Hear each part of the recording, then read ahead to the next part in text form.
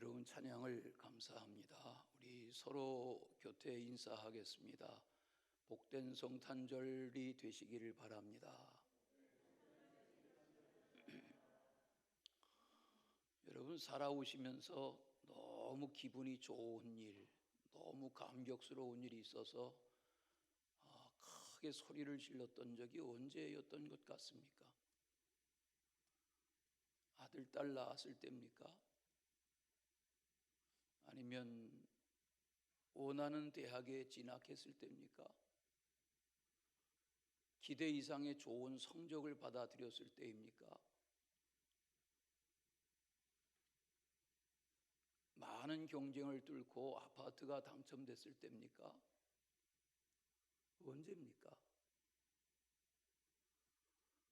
아마 연세가 드신 분들은 해방이다 하던 그날, 일제 식민지가 끝나서 일본 천황이 항복을 선언하는 그런 발표가 뉴스에 전해지고 해방이 됐단다 하던 그날이 아마 민족적인 감격의 날, 함성을 지르던 그날이었을 것이 맞습니다.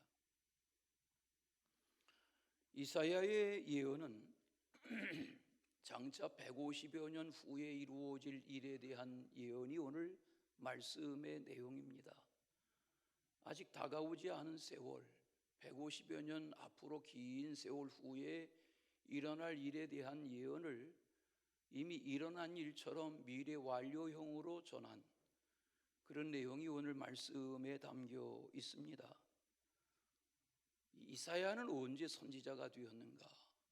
이사야서 6장의 내용을 아시는 분들은 우시야 왕이 죽던 해에, 그런 내용을 아시죠? 우시야 왕이 죽던 해에, 그 우시야라는 왕은 남유다의 10대 왕입니다.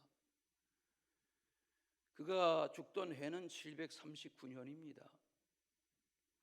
그렇게 부름을 받아서 이사야가 60여 년 동안 선지자로 활동합니다. 수많은 하나님의 말씀들을 예언했습니다.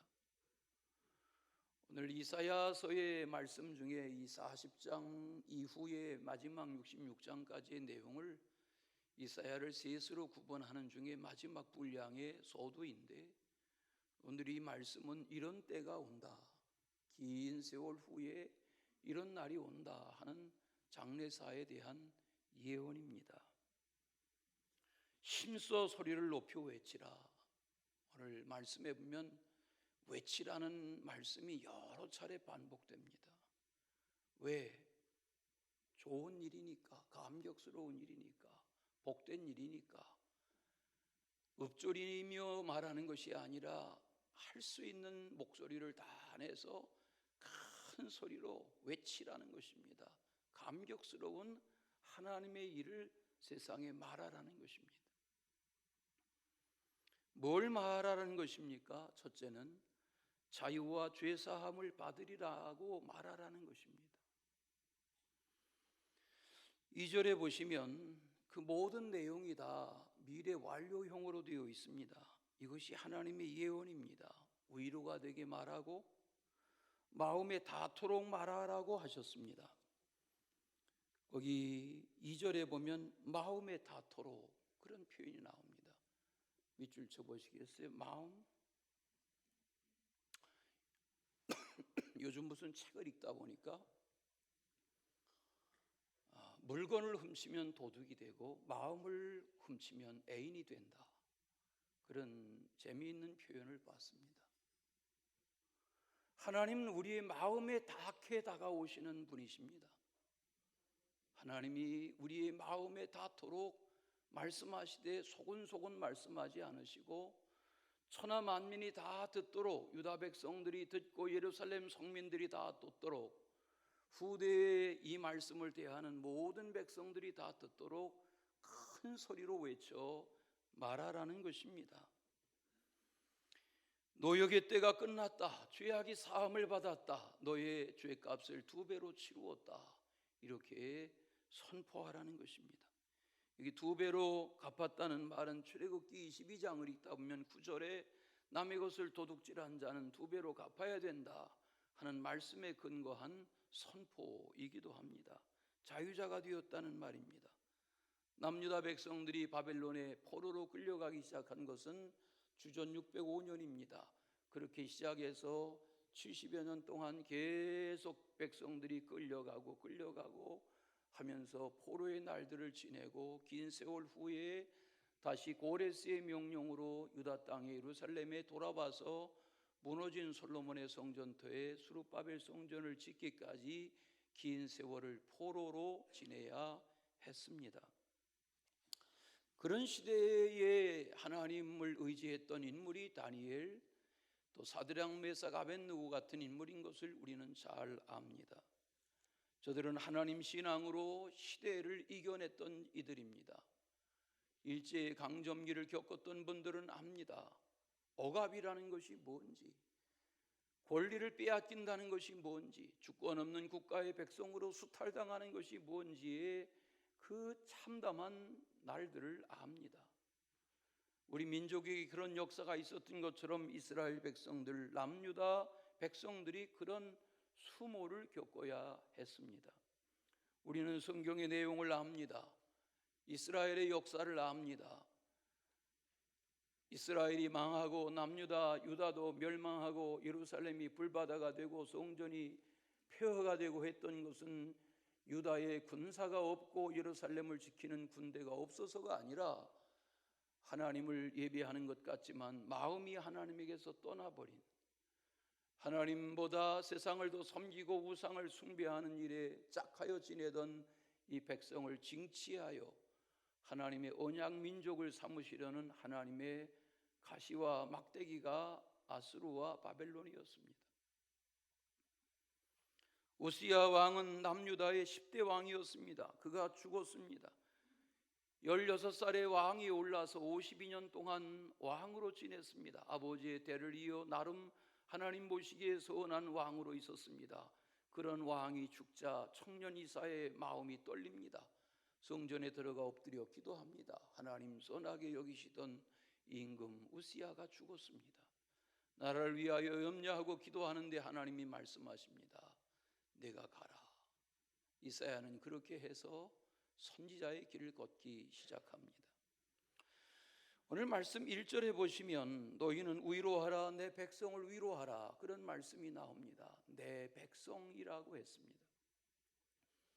마음에 들지 않는 백성, 우상을 숭배하는 백성, 하나님을 멀리하는 백성, 하나님을 떠나 사는 것에 자족하는 백성인데 하나님은 이 백성을 포기하지 않으시고 내 백성이라 그렇게 여겨주십니다.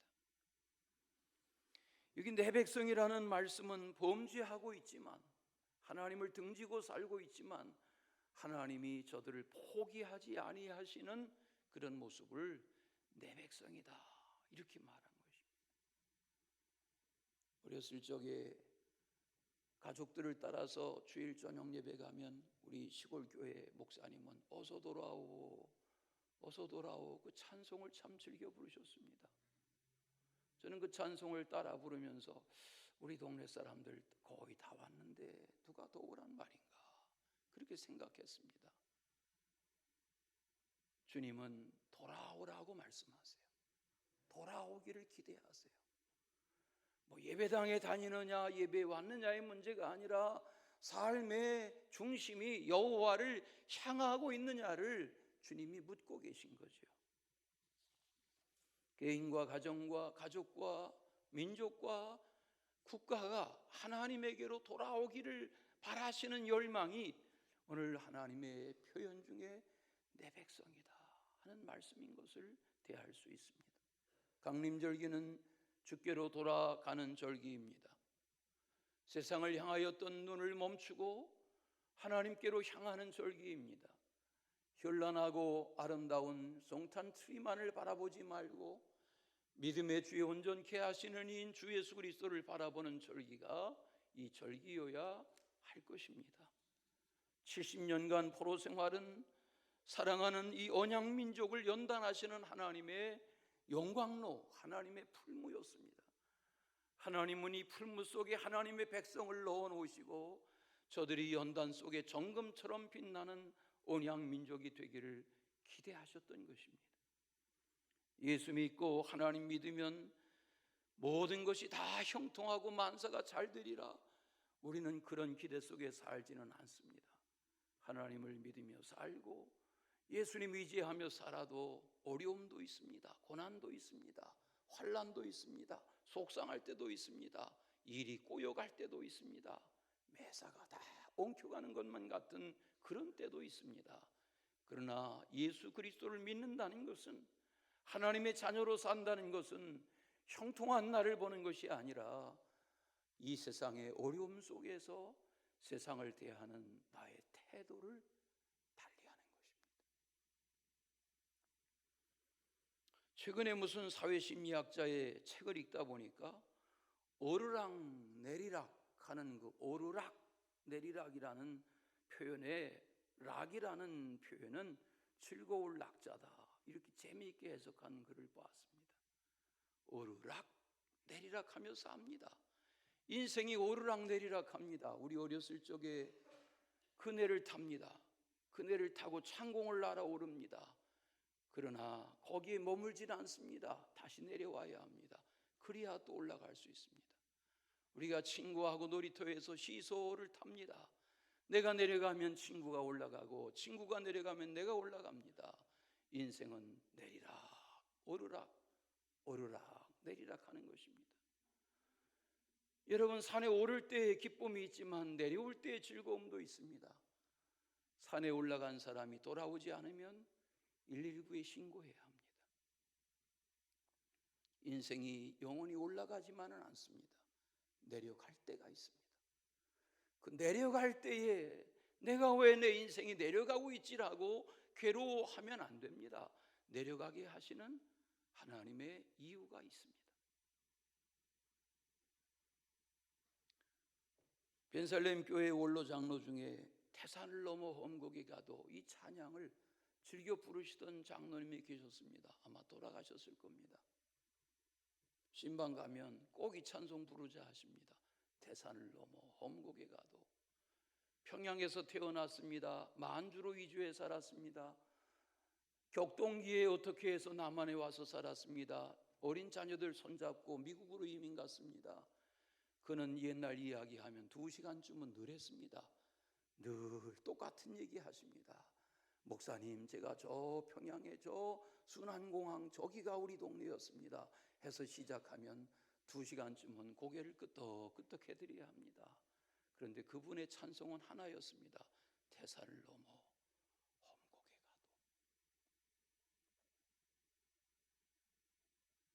이 찬송가의 가사를 보면 태산을 넘어 험곡에 가도 빛 가운데로 걸어가면 주께서 항상 지키시기로 약속한 말씀 변치 않네. 캄캄한 밤에 다닐지라도 주께서 나의 길 되시고 나에게 밝은 빛이 되시니 길 잃어버릴 염려 없네. 광명한 그 빛 마음에 받아 찬란한 천국 바라보고 할렐루야를 힘차게 불러 날마다 빛에 걸어가리. 그리고 찬양합니다. 하늘의 영광 하늘의 영광 나의 마음속에 차고도 넘쳐. 이게 사는 거죠. 우리가 오르락 내리락 하며 고역의 때가 끝나기를 기다리며 하나님이 우리에게 참 자유와 죄사함의 온전한 선물의 날을 주실 그 날을 마음에 품고 사는 게 신앙생활, 인생살이인 거죠. 주님은 분명하게 말씀하십니다. 너의 노역의 때가 끝날 것이다가 아닙니다. 오늘 말씀해 보시면 장래사인데 끝났다라고 말씀하세요. 너의 죄 사함을 받을 것이다가 아니에요. 그 많은 죄가 사해졌다고 말씀하세요. 하나님의 사유의 은총, 주시는 자유의 기쁨을 가지고 성도다운 삶을 살고자 하는 그런 은혜의 나날 되시기를 축원합니다. 부강했던 왕국 코린토스의 왕 시지프스가 형벌을 받아서 그리스의 신화에 보면 가파른 산 언덕에 거대한 바위를 밀어 올리는 그런 형벌을 받습니다. 날마다 바위를 밀어 올립니다. 여러분, 하나님은 우리 인생들을 그렇게 내버려 두지 않으십니다. 스스로 해결받을 수 없는 이 죄와 악으로부터 자유를 주시고 죄사함을 주셔서 하나님의 자녀, 하나님의 백성의 위로를 누리며 살게 하시는 것이 성탄의 선물이고 믿음의 은총인 줄로 믿습니다. 두 번째는 여호와의 영광이 나타나리라, 그렇게 말씀합니다. 하나님의 자녀를 향한 아버지의 기대와 소망은 광야 길이 아닙니다. 사막 인생이 아닙니다. 광야 길이 끝나고 사막 인생이 끝나고 하나님이 평탄케 하시는 은혜의 날을 살기를 원하시는 것이 아버지 기대입니다. 오늘 말씀해 보십시오. 광야 생활을 뒤로 합니다. 출애굽하는 백성들이 광야에 나섭니다. 40년을 거기서 지냅니다. 우리가 지리적으로 압니다. 며칠면 날이면 갈 수 있는 광야를 40년을 배회했습니다. 왜라고 성경은 말합니까? 하나님이 광야에 두실 연단의 이유가 있었다는 것입니다. 때가 되어 광야 생활이 끝납니다. 홍해를 건너게 하신 것처럼 요단을 건넙니다. 여리고성을 함락합니다. 아이성 전투도 다시 싸워 이깁니다. 헤브론이라도 공략합니다. 짓지 않은 집 차지합니다. 파지 않은 물을 마십니다. 심지 않은 과수 열매를 배부르게 먹습니다.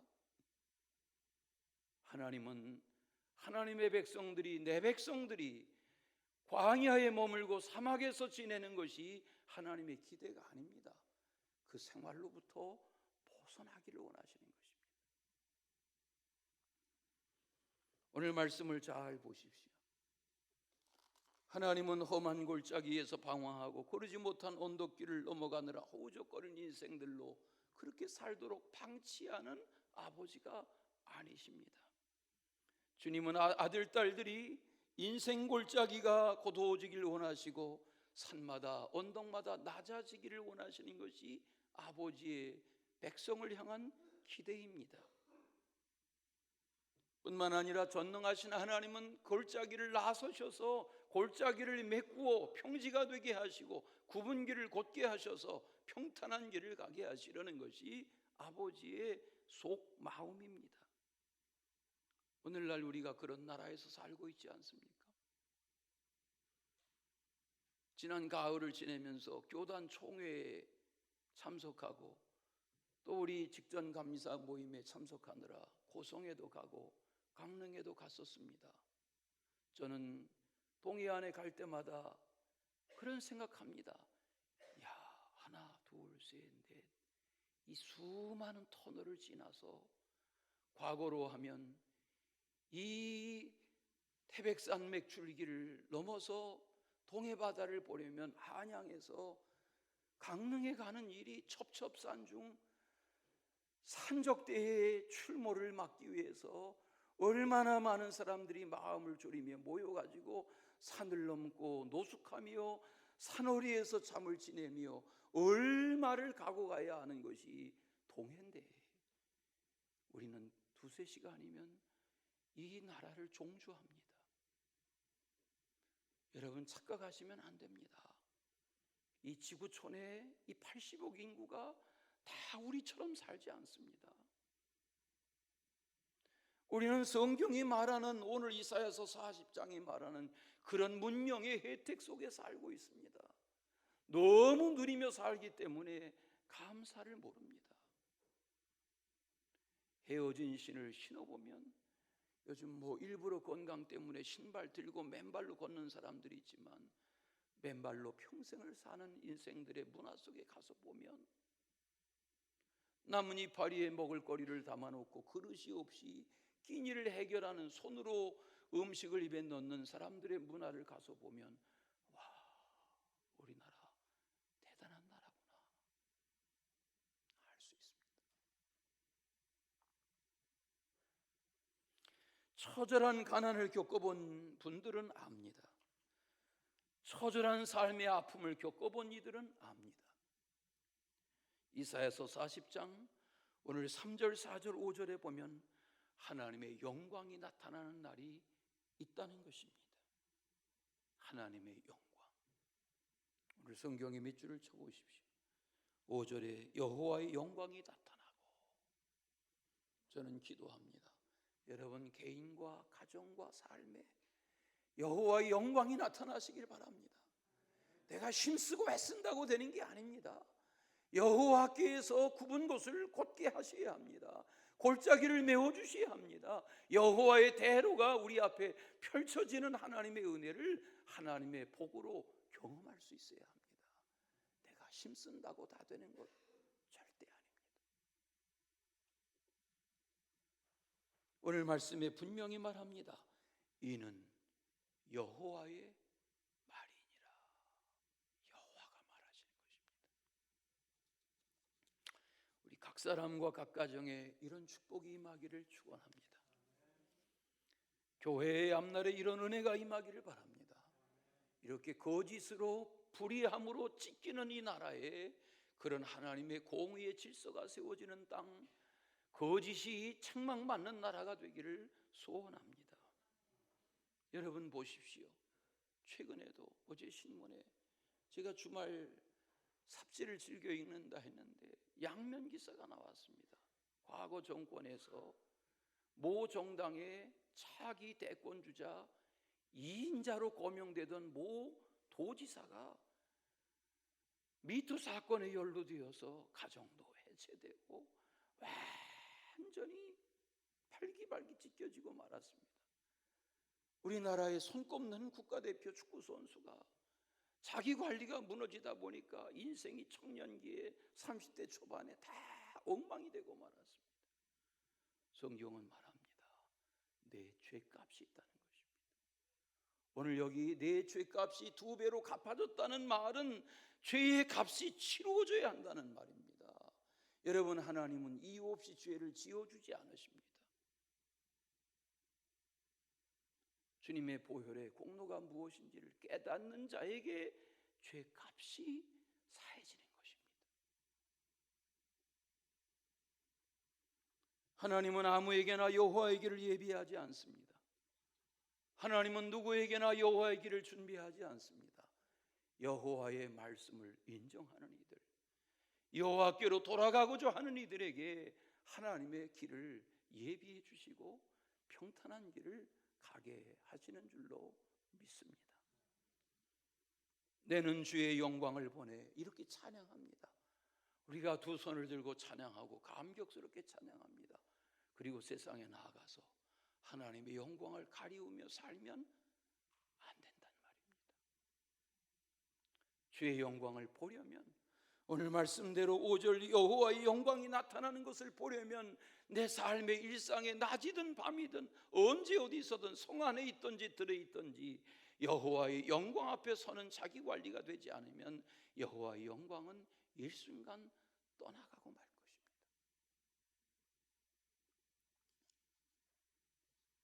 마지막 하나님의 말씀은 영원히 서리라고 했습니다. 하나님은 계속하여 말씀하십니다. 작은 소리로 읊조리지 말고 큰 소리로 외치라는 것입니다. 무엇을 말하라는 것입니까? 모든 육체는 풀이야. 풀의 영광은 꽃과 같아. 풀은 마르고 꽃은 시들어 여호와의 기운이 그 위에 부는 거야. 말하라는 것입니다. 이 백성은 실로 풀이다 라고 말하라는 것입니다. 제가 장례식에 갔다가 우리 가까운 목사님 교회 가서 국화화분 그거 4개를 앉을 자리가 없이 승용차에 트렁크에 의자에 끼워 넣어가지고 그러고 왔습니다. 그리고 한 주 여러분과 함께 봤습니다. 요즘 4층 5층에 주중에 가보니까 다 시들어가고 있어요. 꽃의 영광 오래가지 않습니다. 하나님도 하셨습니다. 풀은 시드는 거야. 꽃은 마르는 거야. 인생이 그런 거야. 여호와의 기운 앞에 영원한 풀과 꽃이 없다고 말씀하시면서 여호와께로 돌아오라고 말하세요. 성경을 보십시다. 풀은 마르고 꽃은 시드나 다 같이 우리 하나님의 말씀은 영원히 서리라. 네, 하나님의 말씀이 영원하다는 것입니다. 오직 여호와의 말씀만이 영원한 것입니다. 왜 예배 합니까? 왜 교회 합니까?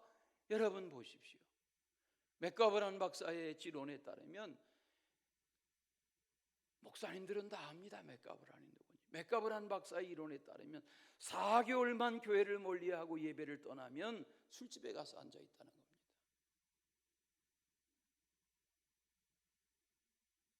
피곤해도 졸려도 졸아도 예배를 기꺼워하고 교회를 가까이 하는 인생이어야 하나님이 붙드시는 것입니다.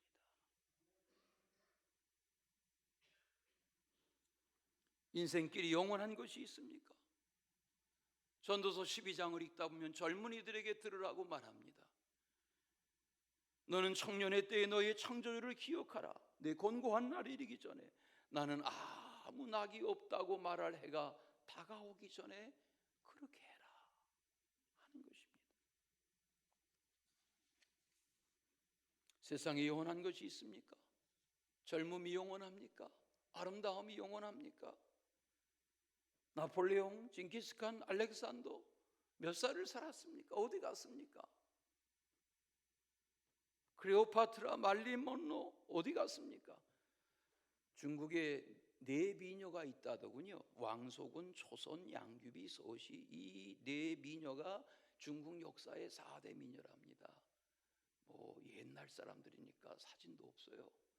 서시라는 미녀에 대한 일화를 보니까 시골 가난한 마을에서 자라는데 얼마나 얼굴이 아름다운지, 개울에 가서 이렇게 빨래를 하면 물고기가 이렇게 물에 비친 이 서시의 얼굴을 쳐다보다가 넋을 잃고 물고기가 물에 가라앉아 버렸다는 전설도 있습니다. 그래서 1000년을 살았습니까?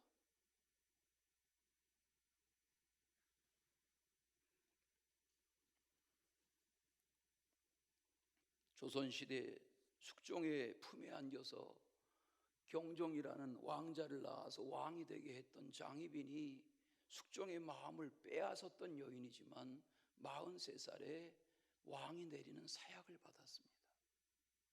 그의 묘는 파헤쳐지고 또 파헤쳐져서 3번째 파헤쳐져서 옮겨 모신 곳이 여기 서운흥입니다.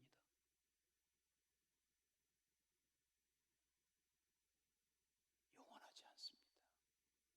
장혜빈 43살에 사약을 받았습니다. 오늘 성경은 분명하게 교훈합니다. 높은 산에 올라서 이 아름다운 소식을 힘써 시온과 예루살렘에 외쳐 말하라 하고 말합니다. 뭘 말하라는 것입니까? 밑줄 쳐보세요. 두려워하지 말라고 말하라. 두려워하지 말라고 말하라. 또 하나, 너희의 하나님을 보라고 외쳐 말하라는 것입니다. 마음에 두려움이 있지요.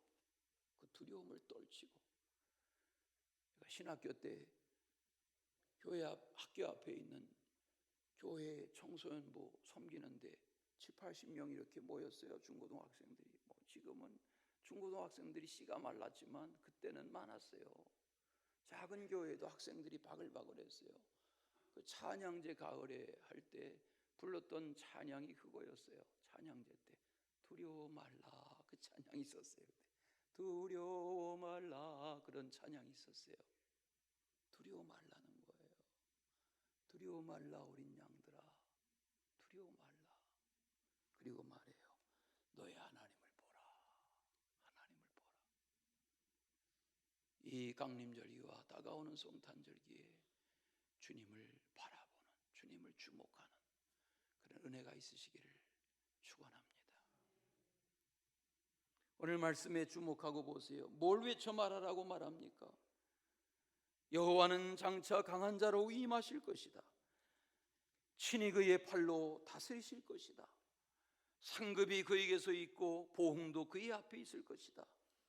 여호와는 목자같이 양태를 먹이시고 여호와는 어린 양을 그의 팔로 모아 품에 안으시고 여호와는 젖 먹이는 암컷들을 온순히 인도하시리로다라고 외쳐 말하라는 것입니다.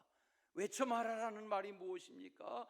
못 듣는 자가 없도록 이 복음의 소식을 다 전하라는 것입니다. 맞습니다.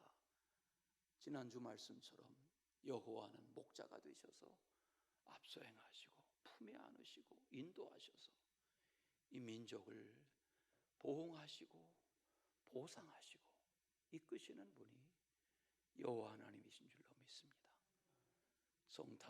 다운 성탄을 맞이하는 그런 가정의 회복, 믿음의 회복이 있으시기를 축원합니다. 사랑의 주 하나님 아버지, 개인과 민족을 양떼같이 먹이시며 품에 안으시고 선한 길로 인도하시는 여호와 하나님의 위로와 평강이 개인과 가정과 교회와 나라와 민족과 열방 중에 계속되어질 수 있도록 이 복음을 외쳐 말하는 우리들 되게 하여 주옵소서. 예수 그리스도 이름으로 기도하옵나이다. 아멘.